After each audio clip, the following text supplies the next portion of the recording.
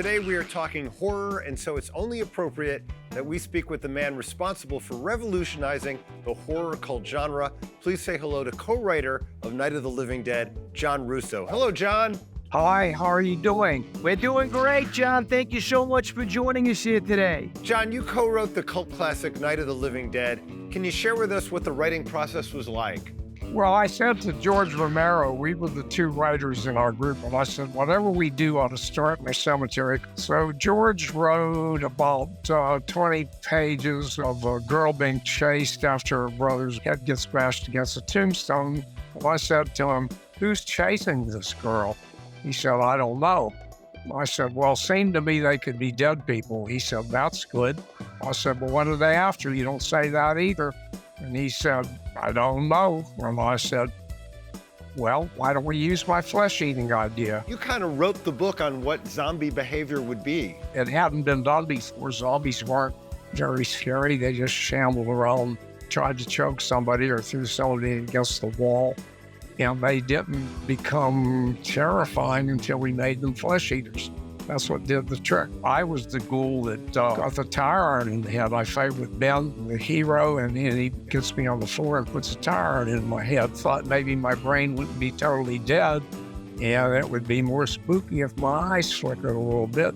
Then he yanks me out of the shot, and you think I'm getting back up on my feet, but no, it's just him dragging me across the floor and setting me on fire.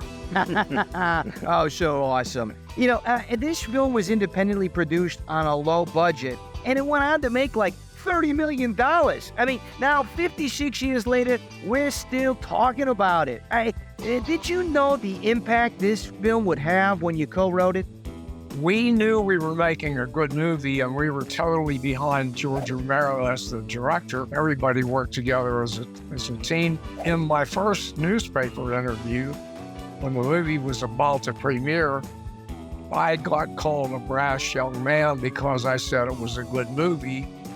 Well, I'm still a brash man, but a lot older, and the movie's still going. So, John, some of the books that you've written have inspired many successful directors. How does that feel? That's one of the things that gives me the most satisfaction because I was a teacher. I'm able to make the business accessible for aspiring filmmakers, and I've influenced a lot of them. Quentin Tarantino said my books guided him through his first complete movie. That's high praise. So outside of your own work, John, what scares you? The first thing that really scared me was Psycho, which is probably not strictly speaking a horror film, but I love the Dracula movies. I love the Frankenstein movies, the original ones. John Russo, an honor talking to you today. Thank you so much for stopping by. Thank you for having me.